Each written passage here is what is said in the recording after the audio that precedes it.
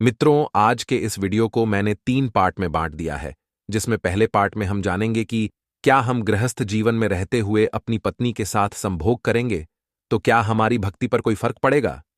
मित्रों, दूसरे पार्ट में मैं आपको बताऊंगा कि आखिर पवनपुत्र बजरंग बली जी ने अभी तक कैसे अपने आप को वासना से मुक्त रखा है, तथा तीसरे पार्ट में हम ये जानेंगे कि भगवान श्री कृष्ण ने अर्जुन को श्री भागवत गीता का ज्ञान देते समय वासना के बारे में कौन सा ज्ञान दिया था।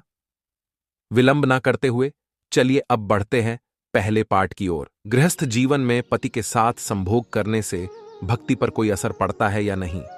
बहुत से लोग ऐसे हैं जो इस बात को लेकर बहुत परेशान रहते हैं। तो चलिए आज के इस वीडियो में मैं एक कथा के माध्यम से आप सभी लोगों की यह परेशानी दूर कर दूंगा।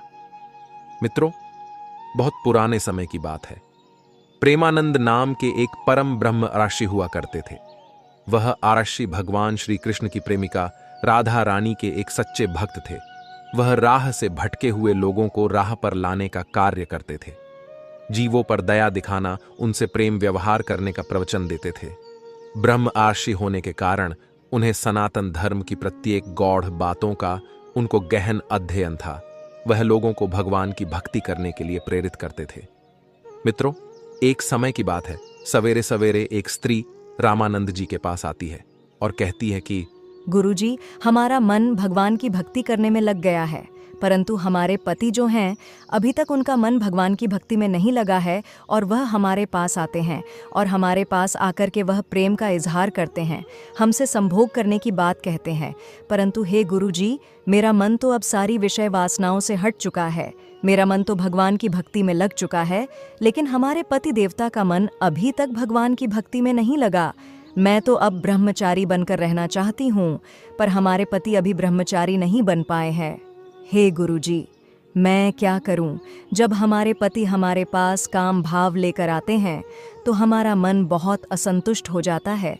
हमारा मन बेचैन हो जाता है कि कहीं हमारे हृदय में जो कृष्ण बसे हैं, पता नहीं वह निकलकर बाहर ना चले जाए। मित्रों, जब पति संभोगवश से अपनी पत्नी के पास आता है तो पत्नी को अच्छा नहीं लगता, क्योंकि पत्नी के अंदर भगवत भक्ति जाग गई है, भगवान के लिए प्रेम जाग गया है।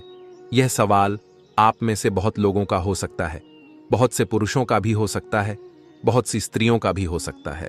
क्योंकि यह सवाल बड़ा अटपटा है तो लोगों को पूछने में भी संकोच होता है। मित्रों, जब प्रेमानंद जी ने उस स्त्री की बात सुनी तो हम मुस्कुराते हुए बोले, हे देवी, आप तो भगवान की भक्ति में रत हो गई हो, यह बहुत अच्छी बात है।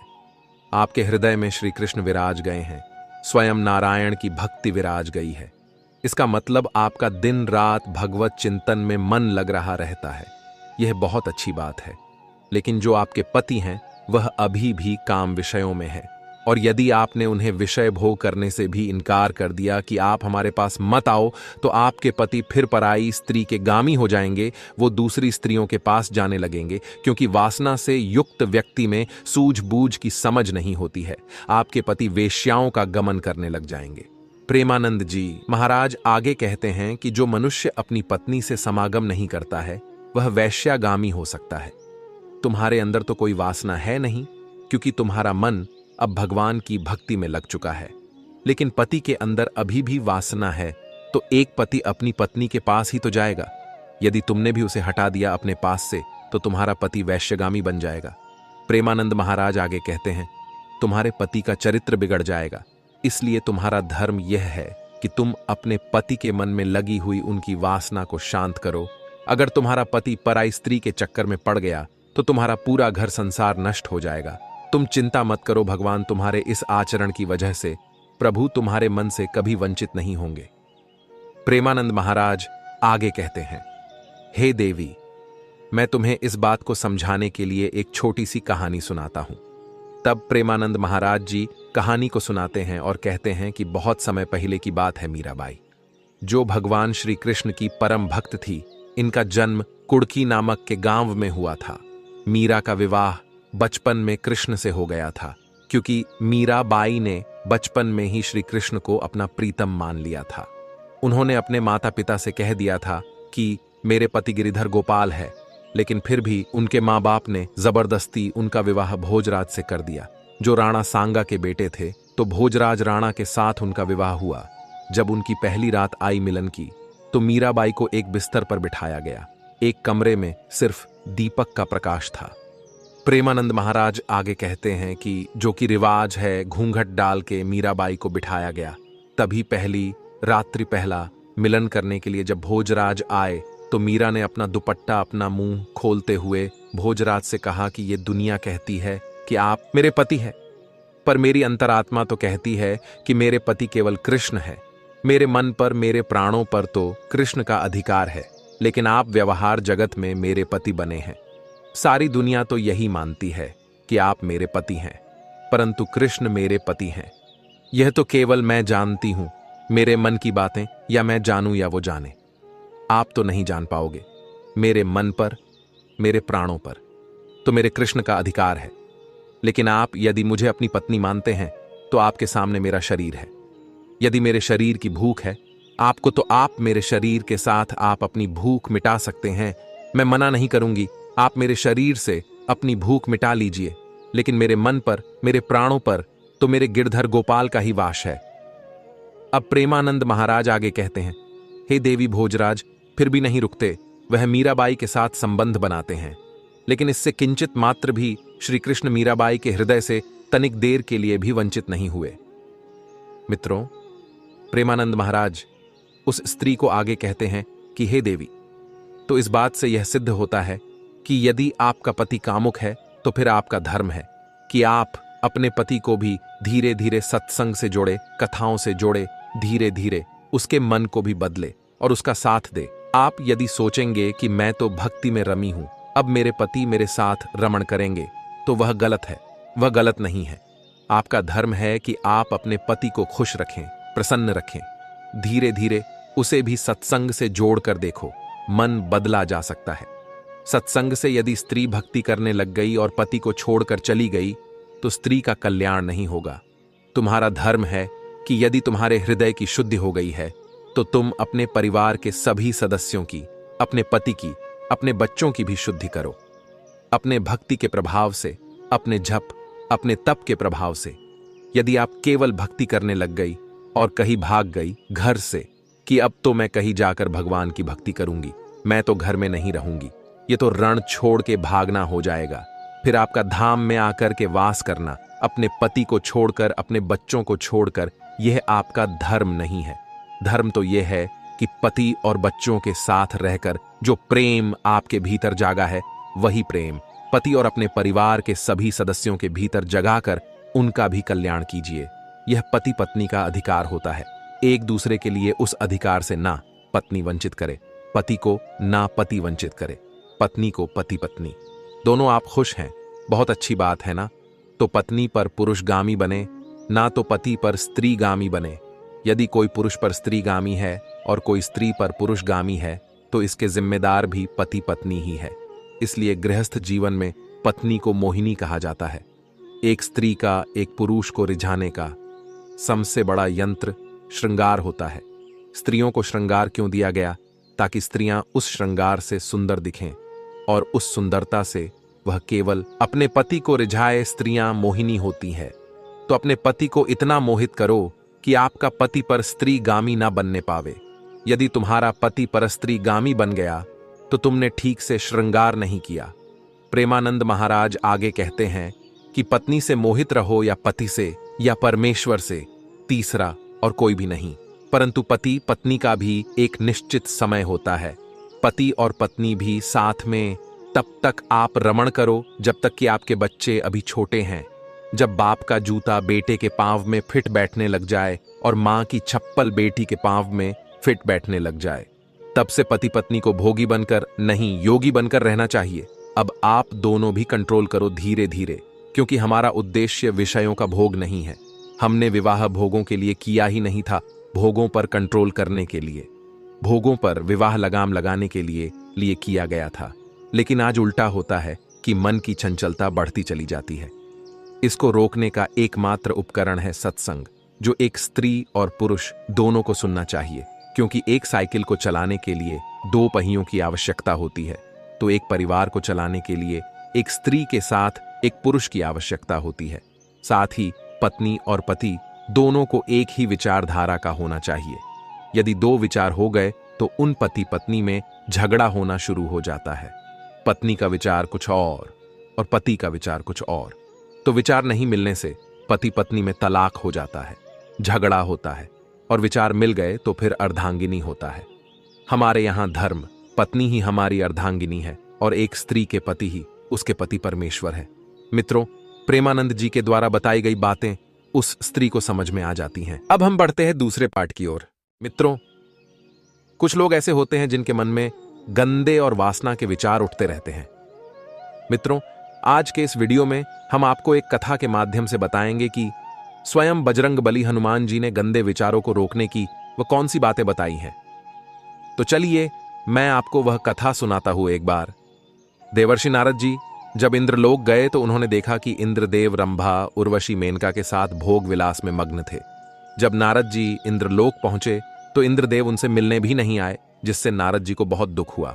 तब उनके मन में एक प्रश्न उठा कि लोग विषय भोग में इतना क्यों व्यथित है। तब उन्होंने सोचा, अगर कोई ऐसा हो जिसने अभी तक विषय भोग ना किया हो, वही मुझे इस प्रश्न का उत्तर दे सकता है।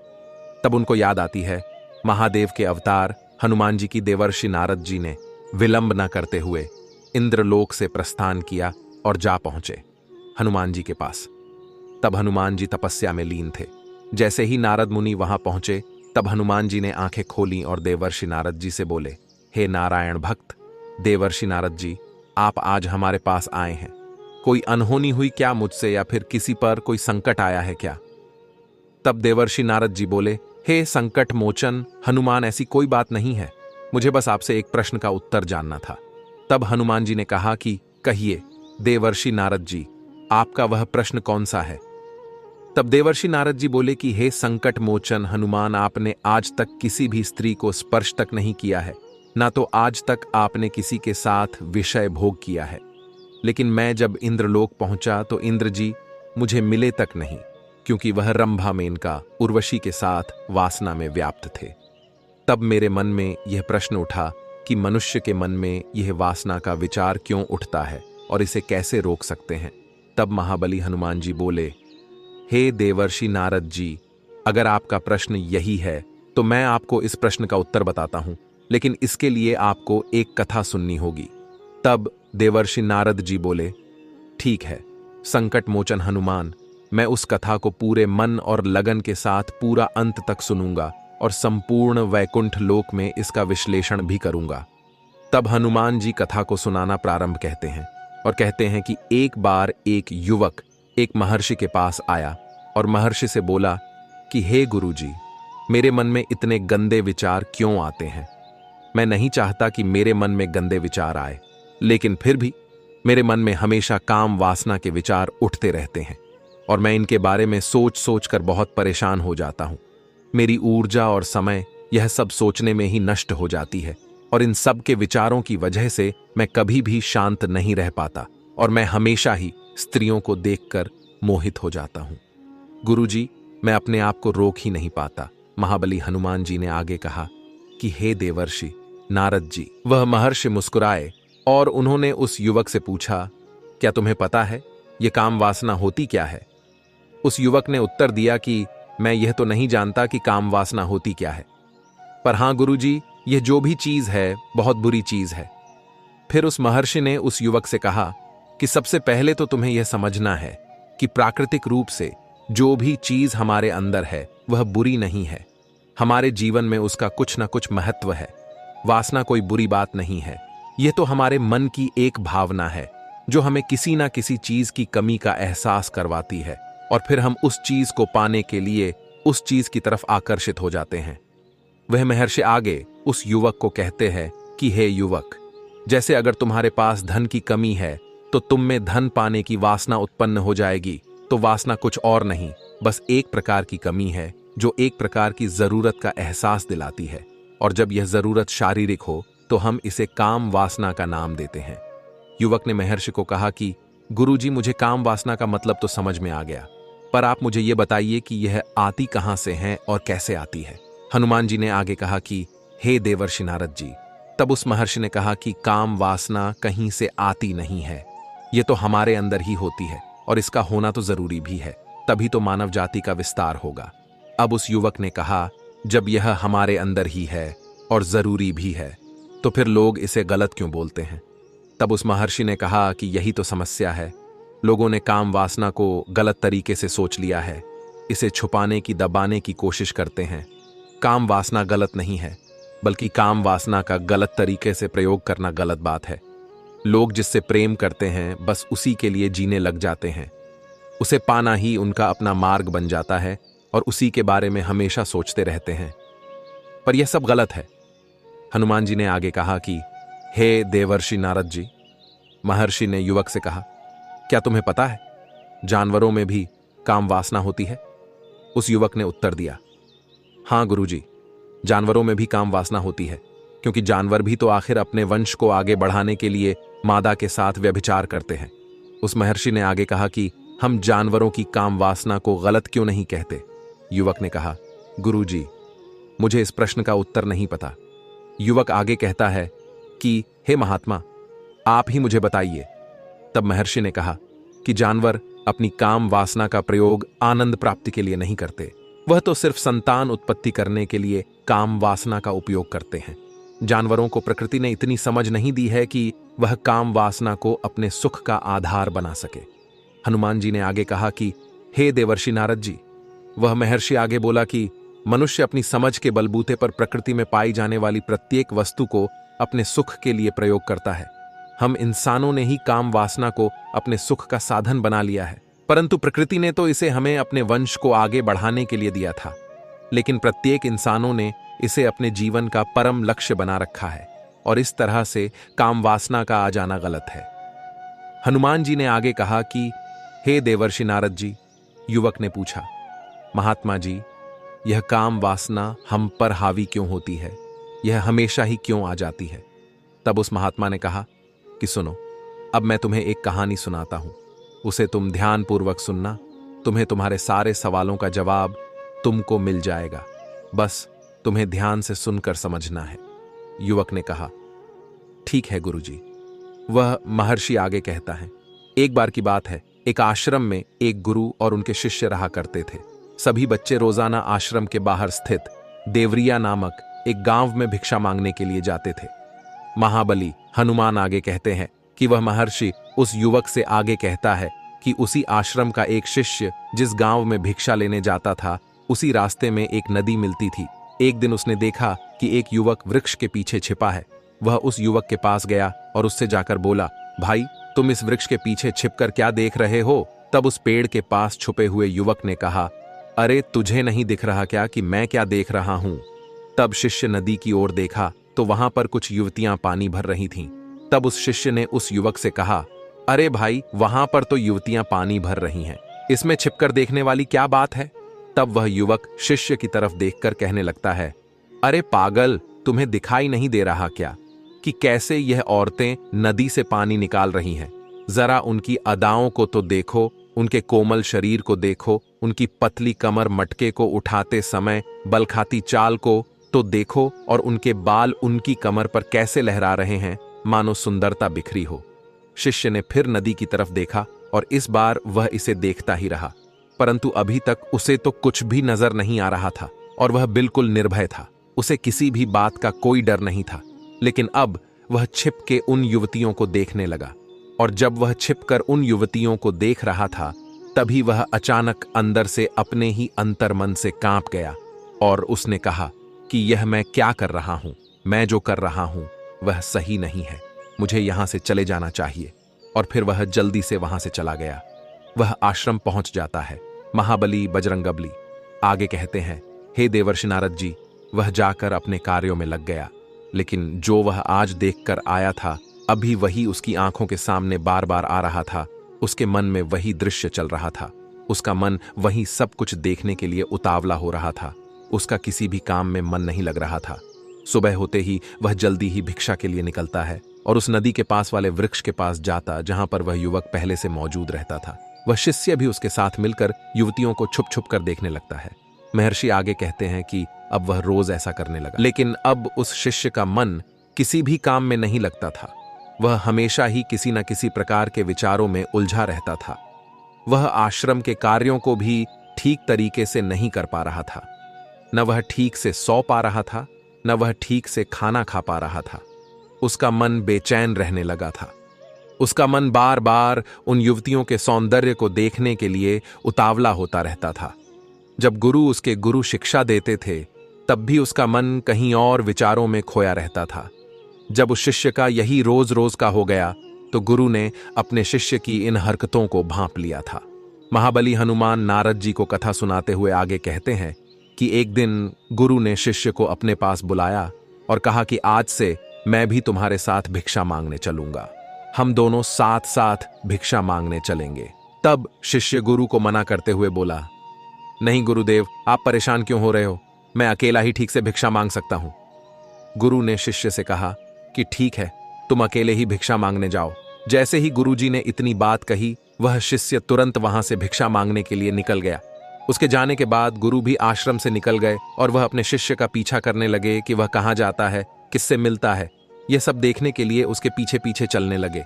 कुछ आगे जाने के बाद गुरु ने देखा कि उनका शिष्य एक युवक के साथ एक वृक्ष के पीछे किसी अपराधी की तरह छिपा हुआ है और छिपकर कुछ देख रहा था। गुरु भी अपने शिष्य के पीछे गए। उन्होंने सोचा कि आखिर उनका शिष्य क्या देख रहा है, जिसे देखने के लिए वह वृक्ष के पीछे अपराधियों की तरह छिपा हुआ है। तब गुरु ने देखा कि उनका शिष्य वृक्ष के पीछे छुपकर युवतियों को देख रहा है, जो कि नदी से पानी भर रही थी। तभी गुरु बोल पड़े कि शिष्य, तुम ये क्या देख रहे हो? अपने गुरु की आवाज सुनकर वह शिष्य घबराकर विचलित हो गया और उसके पसीने छूटने लगे। वह धीर वीर पुरुष थर थर कांपने लगा, जैसे किसी चोर को चोरी करते समय रंगे हाथों पकड़ लिया गया हो। उसकी हालत खराब हो गई। वह कुछ भी नहीं बोल पा रहा था। वह अपने गुरु से नजर भी नहीं मिला पा रहा था। गुरु ने शिष्य की तरफ देखा और कहा कि हमारा शिष्य तो निर्भय था, उसे तो किसी भी चीज का डर नहीं लगता था, लेकिन यह क्या, तुम तो डर के मारे कांप रहे हो। शिष्य ने गुरु से कहा कि मुझे माफ कर दो गुरुजी, मेरा इसमें कोई दोष नहीं है। मेरे साथ ये जो युवक है, इसने ही मुझे बहका दिया है, लेकिन मैं आपसे प्रण करता हूं कि आज के बाद मैं ऐसा दोबारा नहीं करूंगा। दो गुरु ने शिष्य से कहा कि कोई बात नहीं, पर इस बात का तुम ध्यान रखना कि हम जैसी संगति करते हैं वैसा ही फल हमें प्राप्त होता है। वह महर्षि आगे कहता है कि प्रत्येक साथ रहने वाले मनुष्य विचार हमारे अंदर प्रवेश करते हैं, इसीलिए अच्छी संगति करो जिससे तुम्हारे अंदर अच्छे विचारों का प्रवेश हो। फिर गुरु और शिष्य आश्रम लौट आए और फिर से आश्रम के कार्यों पर ध्यान देने लगे। वह जिस रास्ते से पहले जाता था, उसने उस रास्ते को त्याग दिया और दूसरे रास्ते से जाने लगा। वह अपने काम को ध्यान से करता, लेकिन धीरे धीरे उसके अंदर क्रोध उत्पन्न हो गया और फिर वह दूसरों पर क्रोध करने लगा और बेचैन रहने लग गया। अब वह सही समय पर भोजन भी नहीं करता था। वह भोजन भी बहुत कम खाता था। एक रात गुरु उस शिष्य के पास आए और उससे बोले कि अब तक तुम कितनी बार अपने वादे से मुकर चुके हो। यह सुनकर शिष्य अपने गुरु के चरणों में गिर गया और रोने लगा। रोते रोते ही उसने गुरु से कहा कि गुरुदेव, मैं कई बार अपना वादा भूला हूं, फिर वादा कर लेता हूं, लेकिन हर बार मैं वादा भुला देता हूं। मेरा मन मेरे नियंत्रण में है ही नहीं। मैं बहुत कोशिश करता हूं कि मैं अपने मन से सारे बुरे विचारों को निकाल दूं, लेकिन मैं चाहकर भी ऐसा नहीं कर पा रहा हूं। फिर गुरु ने शिष्य को कहा कि ठीक है, चलो मेरे साथ। गुरु शिष्य को आश्रम के बगीचे में लेकर गए और शिष्य से कहा कि देखो, यहां पर कुछ नाली बनी हुई है जिससे नदी का पानी इन पौधों तक आ रहा है और यह पानी एक निरंतर बहाव से बह रहा है। क्या तुम इस पानी के बहाव को रोक सकते हो? अब शिष्य ने उत्तर दिया कि हाँ गुरुजी, मैं इस बहाव को रोक सकता हूं। फिर शिष्य ने मिट्टी उठाकर उस नाली में डाल दी। वह पानी कुछ देर के लिए रुक गया और फिर कुछ समय बाद मिट्टी के ऊपर से पानी बहने लगा। गुरु ने शिष्य से कहा, अरे ये क्या, ये तो पानी रुका ही नहीं। फिर शिष्य ने कुछ मिट्टी और पत्थर उठाकर उस नाली में डाल दिए, जिससे कुछ समय के लिए पानी रुक गया, लेकिन फिर उस पत्थर के ऊपर से फिर पानी बहने लगा। उसके बाद गुरुजी ने कहा कि अरे ये क्या हुआ, पानी तो फिर से बह गया। तुम तो बोल रहे थे कि तुम इसे रोक दोगे, क्या तुम इसे रोक नहीं सकते? तब शिष्य ने कहा, कोई बात नहीं गुरुदेव, मैं अभी इस पानी को आपको रोक के दिखाता हूं। वह फिर से एक भारी सा पत्थर लेकर आया और उसे नाली पर डाल दिया और पानी का बहाव रुक गया। वह शिष्य ने गुरुजी से कहा कि देखा गुरुदेव, मैंने कहा था ना कि मैं पानी को रोक दूंगा, मैंने पानी को रोक दिखाया, आपकी बात मैंने पूरी कर दी। उसके बाद गुरुजी मुस्कुराए और बोले, अच्छा जरा ध्यान से देखो कि पानी रुका है। वो तो पीछे की नाली से अगल बगल बह रहा है, और ध्यान से देखो इस पत्थर के आगे भी आ गया, और यह पानी अपना रास्ता बदलकर फिर से आगे की तरफ बह जाएगा। और फिर कुछ देर बाद ऐसा ही हुआ। तब गुरुजी ने शिष्य को समझाया कि तुम्हारे साथ भी तो ऐसा ही चल रहा है। तुम बार बार प्रयास कर रहे हो, पर हर बार तुम्हारा प्रयास टूट रहा है, और यह हमेशा टूटता ही रहेगा। तुम कितना भी मिट्टी पत्थर रख लो, लेकिन पानी तो अपना रास्ता बना ही लेगा। यह सब देखकर शिष्य ने गुरु से कहा कि हे गुरुदेव, क्या आपके पास कोई तरीका नहीं है जिससे मैं गंदे विचारों को रोक सकूं और यह मेरे मन में ना आए। गुरुजी शिष्य को एक नदी के पास ले गए, जहां से उस बगीचे में पानी आ रहा था। गुरु ने शिष्य से कहा, वह पानी इसी नदी से जा रहा है। अगर हम यहीं से उस रास्ते को बंद कर दें जहां से पानी बगीचे में जा रहा है। तब शिष्य बोला, मैं इस पानी को यहीं से बंद कर देता हूं, तब आगे की नाली में पानी जाएगा ही नहीं। फिर शिष्य ने नदी से जाने वाले रास्ते में बहुत मेहनत करके पत्थर और मिट्टी डाल डाल के बंद कर दिया, और गुरुजी से बोला कि गुरुदेव, मैंने पानी को बंद कर दिया है, अब यह पानी बगीचे में जाएगा ही नहीं। तब गुरु ने कहा कि अगर पानी बगीचे में नहीं जाएगा तो पौधों को पानी कहां से मिलेगा? उन पौधों को तो पानी की आवश्यकता है, और उन पौधों में कुछ पौधे तो ऐसे हैं जिनको रोज पानी की आवश्यकता है, वह तो मुरझाकर मर ही जाएंगे। उनका क्या होगा? पानी तो हमें खोलना ही होगा। शिष्य ने गुरु की बात सुनकर वापस नदी से जाने वाले पानी का रास्ता खोल दिया। तब गुरु ने शिष्य से पूछा कि अगर हम इस नदी के पूरे पानी को बगीचे की तरफ कर दे तो क्या होगा? तब शिष्य ने जवाब दिया कि गुरुदेव, वहां पर जितने भी पौधे हैं वह नष्ट हो जाएंगे, वहां पर कुछ नहीं बचेगा। फिर गुरु मुस्कुराए और बोले, मैंने तुमसे ये सब जो करवाया, तुमको समझ में आया कुछ? क्या तुम इस बात को समझ पाए हो कि हमें किसी भी चीज को रोकना नहीं है, बस हमें हमेशा संतुलन बनाए रखना है। कम पानी से भी पौधे नष्ट होते हैं और ज्यादा पानी से भी पौधे नष्ट होते हैं। हमारा जीवन संतुलन से ही चलता है। गुरुजी ने शिष्य से कहा कि अगर मैं तुम्हें कहूं कि तुम आम के बारे में मत सोचो, तो तुम्हारे मन में सबसे पहले किसका चित्र आएगा? शिष्य ने कहा कि गुरुजी, मेरे मन में तो पहला चित्र आम का ही आएगा। गुरु ने कहा कि जब हम गंदे विचारों को जबरदस्ती रोकने का प्रयास करते हैं तो वह और मजबूती के साथ हमारे अंदर प्रवेश करते हैं, इसीलिए हमें उन्हें कभी भी दबाने की कोशिश नहीं करनी चाहिए। फिर गुरु ने शिष्य को समझाते हुए कहा कि हमारे गंदे विचार बुरे लोगों की संगति करने की वजह से भी आते हैं। कई बार ऐसा होता है कि काम भाव हमारे अंदर होता ही नहीं है, लेकिन कुछ अश्लील लोगों के साथ रहने की वजह से यह हमारे अंदर हावी हो जाता है। फिर शिष्य ने कहा कि गुरुदेव, आप सत्य कह रहे हैं, मैं अपने मार्ग से भटक गया था। महर्षि उस युवक से आगे कहते हैं कि वह शिष्य उस रात बहुत ही चैन की नींद सोया, सुबह अपने कार्यों को पूरे मन से किया, और फिर सुबह वह भिक्षा लेने के लिए उसी रास्ते से गया जहां वह युवक आज भी वृक्ष के पीछे छुपकर उन युवतियों को देख रहा था। वह शिष्य नदी पर गया जहां वह युवतियां पानी भर रही थीं। उसने उनसे पानी मांगा, उनमें से एक ने उसे पानी पिलाया और उस शिष्य ने उनके चरण छुए। शिष्य को उन्होंने आशीर्वाद दिया कि तुम्हारा कल्याण हो। उसका मन सकारात्मक ऊर्जा से भर गया, उसके चेहरे पर मुस्कान आ गई थी, जैसे उस शिष्य को कुछ खोया हुआ वापस मिल गया हो। वह वापस अपने रास्ते से जाने लगा, तभी पीछे से वह युवक आ गया जो वृक्ष के पीछे छुपा हुआ था। वह शिष्य के पास आया और बोला कि अरे भाई, क्या बात है, आज तो तुमने नजदीक से दर्शन कर लिए, तुम तो मुझसे भी आगे निकल गए। तब शिष्य ने कहा कि हम हमेशा दूसरे के दर्शन करने में ही व्यस्त रहते हैं, अपने दर्शन कर ही नहीं पाते। तुम कब तक इस वृक्ष के पीछे छुपते रहोगे? किसी को पसंद करते हो तो उससे कह दो, अगर वह भी तुम्हें पसंद करती है तो शादी कर लो, और उससे पहले तुम कुछ बन जाओ, अपने आप को पहचान लो। ऐसे अपना समय बर्बाद मत करो। फिर वह युवक रोज उस शिष्य से मिलने लगा, और उस युवक ने नदी पर जाना त्याग दिया, और फिर वह युवक अपने जीवन में कुछ बनने के लिए संघर्ष करने लगा। अब महात्मा महर्षि ने एक युवक का मार्गदर्शन किया, और गुरु की वजह से एक शिष्य और एक और युवक के मन की वासना समाप्त हो गई। अब महाबली बजरंगबली ने कहा कि हे नारद जी, अब तो आपको सब कुछ समझ में आ ही गया होगा कि एक मनुष्य को संभोग और गंदे विचारों से बचने के लिए क्या करना चाहिए। तब देवर्षि नारद जी बोले कि हाँ पवन पुत्र बजरंगबली हनुमान, मैं अब आपकी बात समझ चुका हूं। मित्रों, संगति बदलो, आपके विचार अपने आप ही बदल जाएंगे। जब तुम्हारे मन में गंदे विचार आए तब आप अपने आप को दोषी मत मानो, केवल उन विचारों में संतुलन बनाने का प्रयास करो और अपने आप को पहचानो। मित्रों, अब हम बढ़ते हैं तीसरे पाठ की ओर। मित्रों, कलयुग की प्रत्येक युवा पीढ़ी एक ही चीज को लेकर परेशान है, वह है वासना। उन्हें यह समझ में नहीं आ रहा है कि वासना को कैसे रोके, वासना से कैसे बचे। मित्रों, इस वीडियो में मैं आपको एक कथा के माध्यम से बताऊंगा कि स्वयं भगवान श्री कृष्ण ने बताया है कि वासना को कैसे रोका जा सकता है।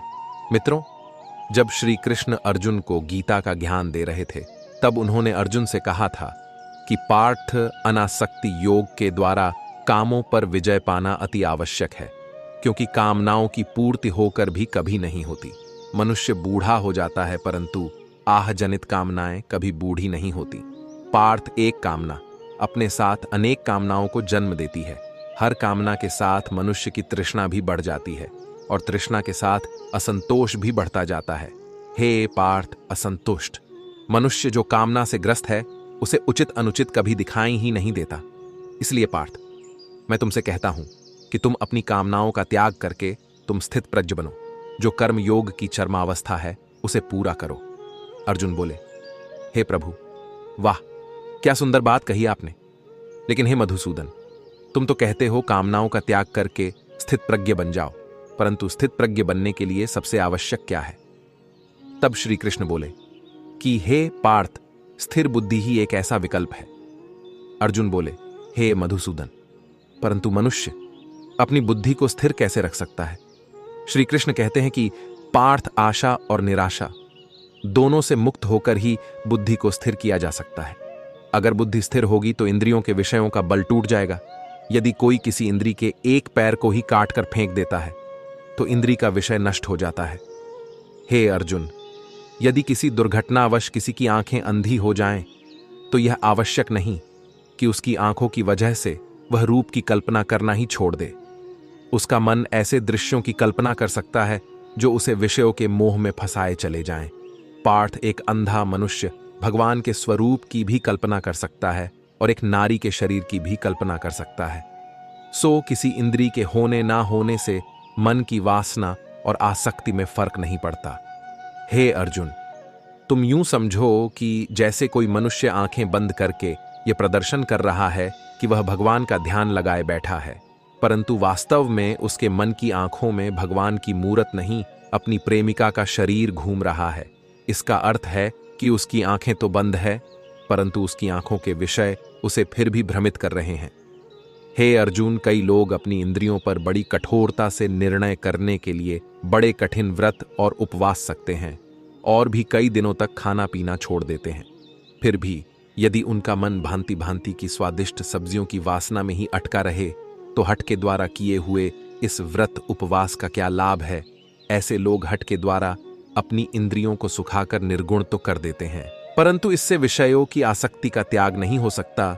याद रखो, विषयों से अधिक खतरनाक विषयों की आसक्ति है और विषयों की आसक्ति का त्याग केवल इंद्रियों के निग्रह से नहीं हो सकता। आसक्ति का त्याग केवल मन के निग्रह से होता है। जो मन विरासत हो जाए तो इंद्रियां अपने अपने विषयों को भोगती हुई भी इन विषयों से निरासक्त रहती है कि जैसे कमल का फूल पानी के अंदर रहते हुए भी सूखा ही रहता है, उसके पत्ते पर जल की एक बूंद भी नहीं ठहर सकती। इसलिए मैंने कहा है कि पहले ज्ञान के द्वारा बुद्धि को स्थिर करो, बुद्धि ही मन को स्थिरता देगी। फिर मन इंद्रियों को इस प्रकार विषयों से खींच लेगा जिस प्रकार एक कछुआ जरा सी आहट पाते ही अपने अंडे को अपने भीतर समेट लेता है। अब श्री कृष्ण आगे कहते हैं कि हे अर्जुन, चलो मैं तुम्हें वासना पर निहित एक कथा सुनाता हूँ। आनंद नाम का एक लड़का अपने गांव में बड़े प्रेम के साथ रहता था, परंतु उसके अंदर एक बुरी आदत थी। वह जैसे जैसे जवान हो रहा था, वासना उस पर हावी होती जा रही थी। एक बार एक बौद्ध उसके गांव में आए तो वह सभी को अच्छे अच्छे उपदेश देने लगे। आनंद को उन बौद्ध की बातें मन को भा गई। जब वह बौद्ध वहां से जाने को तैयार हो रहे थे, तब आनंद उनके पास जा पहुंचा और बौद्ध जी से बोला कि हे भगवान, मैं हृदय की वेदना व्यक्त करना चाहता हूं, जो कि मैंने आज तक किसी से व्यक्त नहीं की। मेरे मन की हालत खंड खंड हो गई है। एक तरफ सत्संग का प्रेम और परमात्मा से मिलन की चाहत, और दूसरी तरफ भौतिक काम वासना की तरफ हर पल का झुकाव। आज प्रौढ़ावस्था तक उससे छुटकारा नहीं पा सका हूं। मुझे समझ आती है तो अधूरी रहती है, और स्त्री शरीर के अनेक अनुभवों के बावजूद भी और ज्यादा वृत्ति तंग करती है। सब अच्छी कही हुई बातें और सिखावन बाहर ही रह जाती हैं। मैं वही का वही सब भूलकर लोलुप हो जाता हूं। वासना मन को घेरे रहती है, स्वप्न में भी वही चलता है। मैं इस क्रिया से छुटकारा पाना चाहता हूं, हे भगवान, मुझे वह रास्ता दिखाए, कृपा करें। तब उस महात्मा ने कहा कि क्यों छुटकारा चाहते हो? किसने तुमसे कहा कि छुटकारा चाहो? छुटकारा चाहने की चेष्टा में ही उपद्रव हो रहा है। वासना को अंगीकार करो, यह हमें प्रकृति से मिली है। तुमने कुछ बनाई नहीं। अगर कोई कसूरवार होगा तो परमात्मा कसूरवार होगा, तुम कसूरवार नहीं। इतना मैं तुम्हें आश्वासन देता हूं कि परमात्मा तुमसे यह नहीं पूछेगा कि तुम काम वासना में क्यों जिए, और पूछे तो कहना कि वासना बनाई ही क्यों थी आपने, इसमें मेरा क्या कसूर था नाब नाते। वह महात्मा आगे बोले, परमात्मा ने कभी किसी से पूछा नहीं। कैसे पूछेगा? तुम अपनी तस्वीर में लाल रंग भरो और फिर तस्वीर पर नाराज हो जाओ कि इसमें लाल रंग क्यों है, तो लोग तुम्हें पागल कहेंगे। तुम्ही ने लाल रंग भरा। अगर ऐसी तरह कोई कसूरवार है तो परमात्मा कसूरवार होगा। तुम तो कसूरवार नहीं हो। मैं तुम्हें मुक्त करता हूं। तुम्हारे कसूर से तुम यह पाप का भाव छोड़ो और विरोधाभास भी। अगर पाप का तुम भाव छोड़ दो तो वासना के प्रति तो तुम कभी के मुक्त हो गए होते। प्रौढ़ावस्था तक रुकना ना पड़ता। भगवान श्री कृष्ण कहते हैं, हे अर्जुन। आनंद ने फिर कहा कि हे महात्मा, ये वासना जन्म के बाद कब प्रबल होने लगती है? महात्मा बोले, 14 वर्ष की उम्र में काम वासना शुरू होती है और 42 वर्ष की उम्र में अपने आप समाप्त हो जाती है।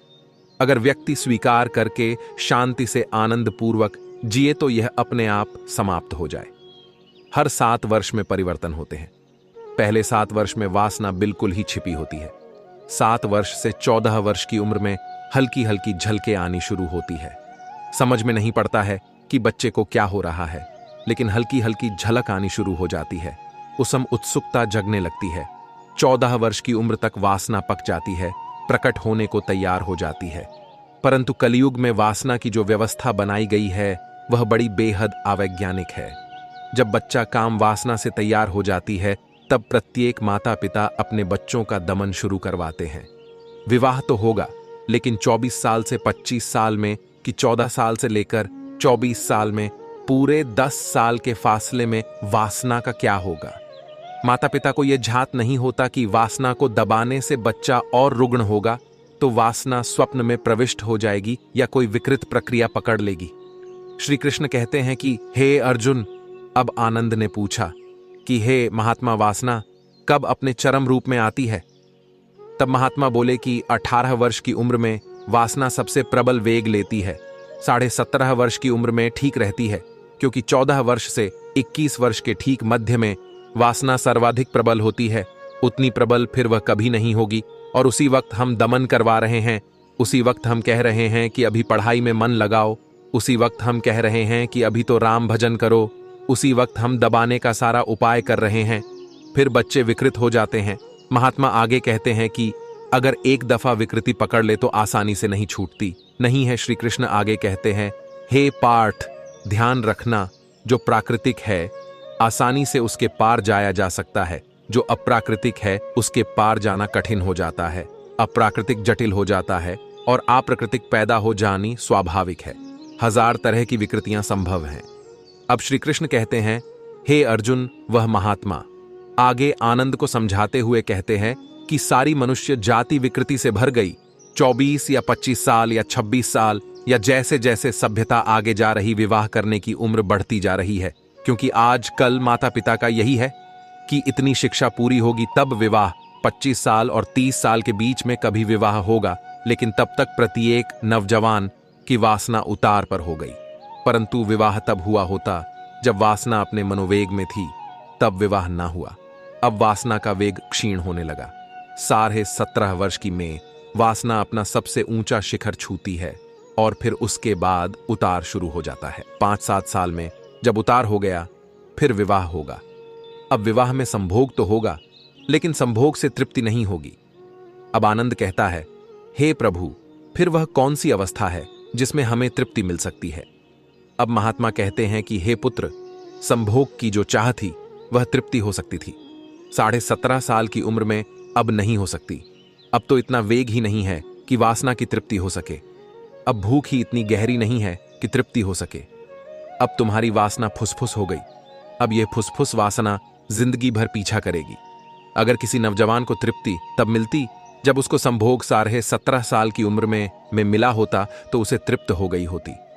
अब तक कब की वासना छूट गई होती, परंतु अब वासना से तृप्त नहीं हो पाएगी और हर बार जब वासना में उतरो, आनंद तो कोई भी अनुभव नहीं होगा और विशद अनुभव होगा।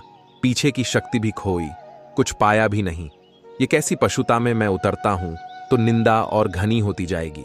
जितनी निंदा घनी होगी उतने ही तुम उतरो तो जरूर अपने को चाहोगे कि ना उतरता तो अच्छा था। श्री कृष्ण आगे कहते हैं, हे अर्जुन, अब वह महात्मा आनंद से बोले, क्यों वासना को छोड़ ढाकर बाहर जाना चाहोगे तो तुम्हारे भीतर विरोध खड़ा हो जाएगा, द्वंद्व खड़ा हो जाएगा। एक हिस्सा जाएगा और एक हिस्सा खींचेगा। हे पुत्र, यह ऐसा हुआ जैसे बैलगाड़ी में दोनों तरफ बैल जोत दिए और लगे फटकार ने बैलों को, दोनों तरफ बैलगाड़ी के अस्थि पंजर उखड़ जाएंगे। वही तुम्हारी दशा हो गई, वही सारी मनुष्यता की दशा हो गई। तृप्ति से मुक्ति संभव है, अतृप्त से कभी कोई मुक्त नहीं होता। अब रोज रोज तुम्हारी वासना क्षीण होती जाएगी और रोज रोज तुम्हारा विशद घना होता जाएगा। अब 42 वर्ष में तो क्या, 22 वर्ष में भी छुटकारा संभव नहीं। अब तो तुम मरते दम तक वासना में ही दबे दबे मरोगे और तब तुम्हें पंडितों, पुरोहितों, साधु संतों की बातें बिल्कुल ठीक मालूम होंगी या उनकी ही बातों को समझने की कोशिश करोगे, क्योंकि वह कहते हैं कि वासना सिर्फ दुख है और तुम्हारा अनुभव भी कहेगा कि हां, दुख ही है। और अब यह बड़ा अद्भुत तर्क हो गया। भगवान ने ऐसी माया रची कि वासना दुख हो जाए और तुम्हारा भी अनुभव अब यही कहेगा कि वासना दुख है, तो संत ठीक ही कहते हैं। अब वह महात्मा बोले, हे पुत्र, वासना एक आनंद है। तब आनंद ने कहा कि प्रभु, लेकिन जो लोग बच्चे पैदा कर लेते हैं उन्हें तो वासना के बारे में सब कुछ पता होगा। तब महात्मा कहते हैं कि हे पुत्र, ऐसा नहीं है कि उन्होंने बच्चे पैदा कर लिए इसलिए उन्होंने वासना को जान लिया है। बच्चे पैदा करने के लिए वासना जानने की कोई जरूरत नहीं। बच्चे पैदा करना तो इतना सरल काम है, इसे तो प्रत्येक जीव कर सकते हैं। इसके लिए कोई जानकारी या होश की जरूरत नहीं होती है। बच्चे पैदा करना तो इतना सरल काम है जैसे माचिस जला के दिया जला देना। लेकिन क्या तुम समझते हो कि माचिस जला के तुमने दिया जला लिया तो तुम समझ गए कि दीपक क्या है? ये तुम नहीं समझ जाओगे। माचिस से दीपक को जानना तो एक बड़ी गहन यात्रा, बड़ी लंबी यात्रा है। अभी भी वैज्ञानिक रहस्य को खोल नहीं पाए हैं कि रोशनी क्या है। उपयोग सीख गए हैं, उसके 1000 काम लेने लगे हैं, लेकिन प्रकाश क्या है, इसका उत्तर अभी भी विज्ञान के पास नहीं। और काम वासना जीवंत प्रकाश है। लेकिन कोई बच्चे पैदा कर लेता है तो बच्चे तो तुम दर्जनों पैदा कर लेते। जितना ना समझ आदमी हो उतने बच्चे पैदा कर लेता है। बच्चे पैदा करने में क्या है, लेकिन बच्चे पैदा करने वाला सोचने लगता है कि मैं वासना को जानता हूं। तुम नहीं जानते को वासना को जानने की कला होती है। उसी कला का नाम तंत्र है। उसके बड़े सूक्ष्म उपाय हैं, विधियां हैं। अब श्री कृष्ण आगे कहते हैं कि हे अर्जुन, उस गुरु ने आगे कहा कि हे पुत्र, मैं चाहता हूं कि प्रत्येक मनुष्य तंत्र की विधियां समझे, सीखें, मगर जिनको मैं समझाना चाहता हूं, जिनको मैं सिखाना चाहता हूं, जो सीखकर वासना से मुक्त हो सकते हैं, वही प्रस्ताव करते हैं कि मुझे फांसी की सजा दे दी जाए और उनको भी मैं कसूर नहीं दे सकता। उनका अनुभव उनसे यही कहता है कि वासना में क्या सुख है, वासना तो नरक है। हालांकि नरक कह कह के वह मुक्त नहीं हुए। राधा रमण, तुम्हारी अवस्था तुम्हारी ही नहीं है। अब श्री कृष्ण आगे बोले कि हे पार्थ, अब गुरुजी ने कहा कि हे पुत्र, मैं हृदय की वेदना व्यक्त करना चाहता हूं, जो कि मैंने आज तक किसी से व्यक्त नहीं की। ऐसे ही और भी लोग हैं जो किसी से व्यक्त नहीं कर रहे, परंतु करें भी क्या, अपना रोना क्या रोना, और अपना रोना रोएंगे तो लोग हंसेंगे। अगर तुम किसी से कहोगे कि मैं प्रौढ़ हो गया हूं और वासना से मुक्त नहीं हुआ तो वह कहेंगे, अरे तुम अभी तक वासना से मुक्त नहीं हुए। वो ऐसा दिखाएगा जैसे वो तो मुक्त हो गया। वह यह मौका नहीं छोड़ सकता कि अपने को तुमसे ऊपर रख ले और तुम्हें ऐसा दीनहीन कर देगा कि तुम जाकर किसी साधु सन्यासी को कहोगे कि मैं भी वासना से मुक्त नहीं हुआ, तो वह कहेगा, पशु हो तुम, नरकी हो तुम, कीड़े हो। वह तुम्हें गालियां देगा। अगर तुम छुपाए रहो, अपने दर्द को छुपाए मर जाओ तो तुम ईमानदार आदमी हो। लेकिन आज के युग में 100 में 99 आदमियों की यही अवस्था है। अब श्री कृष्णा अर्जुन से कहते हैं कि हे पार्थ, ऐसे आनंद को उस महात्मा जी ने शिक्षा दी। अर्जुन, चलो अब आगे का सार मैं तुम्हें सुनाता हूं। अगर कलयुग का मनुष्य किसी को अपना दुख कहने जाएगा तो कौन समझेगा? लोग हंसेंगे, उल्टा अपमान करेंगे, तुम्हारी प्रतिष्ठा होगी कुछ तो वो भी गिर जाएगी। यहां तो प्रतिष्ठा उनकी है जिस दावेदार का दावा झूठा हो कि कोई उसमें भूल चूक ना पकड़ पाए। बस वह वासना है।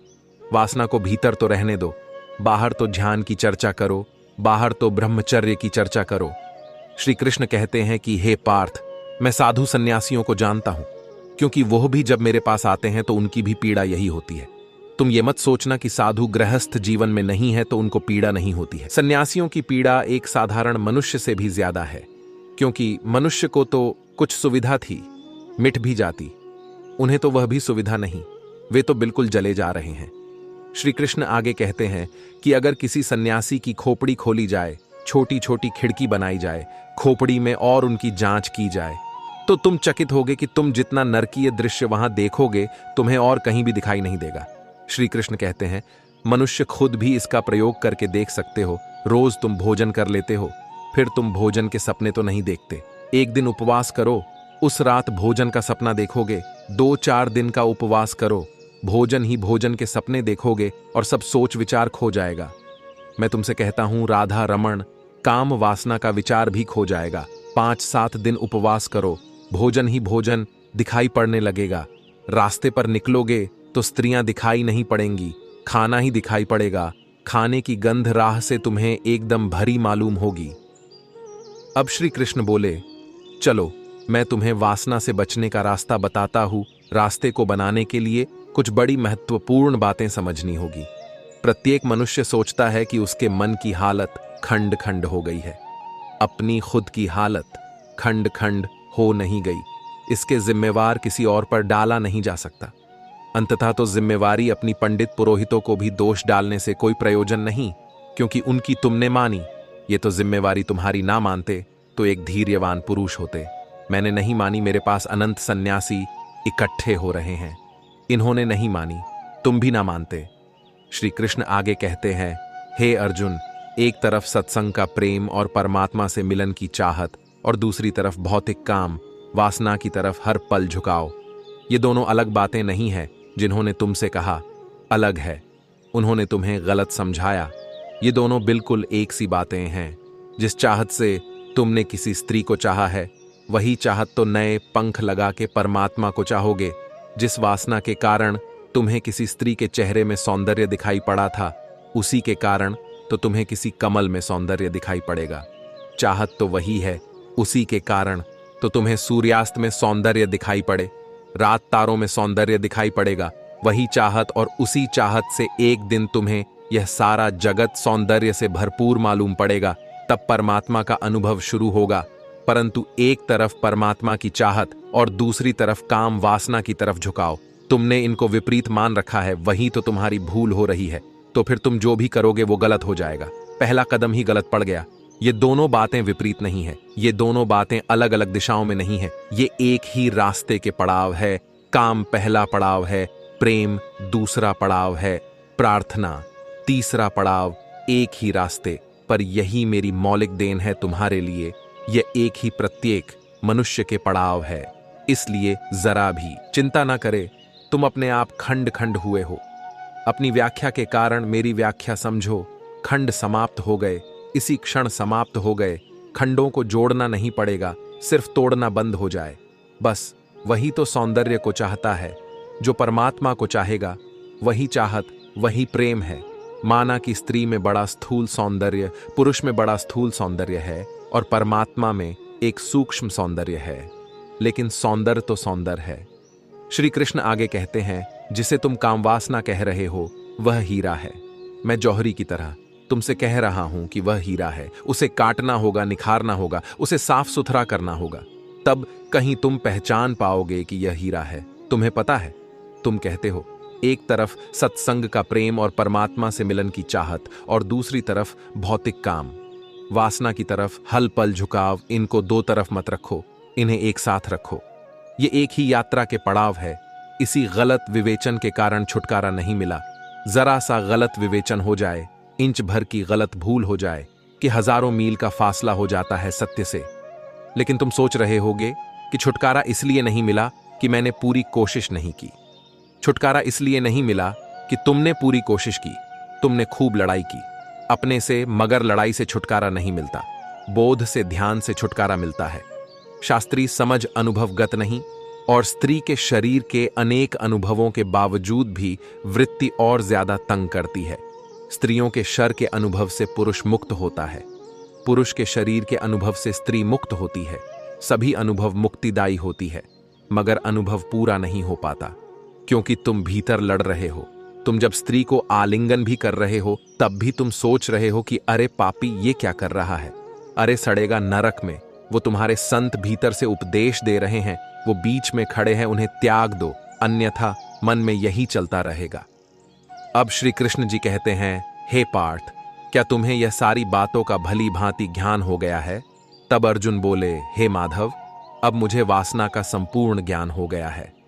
मित्रों, वासना कोई गलत चीज नहीं है। भगवान ने सभी के अंदर वासना को डाल रखा है, बस उसे खुद पर हावी नहीं होने देना है। मित्रों, आपने वीडियो को यहां तक देखा होगा, तो अब तो आपको पता चल ही गया होगा कि आखिर वासना क्या होती है, इसे कैसे रोक सकते हैं।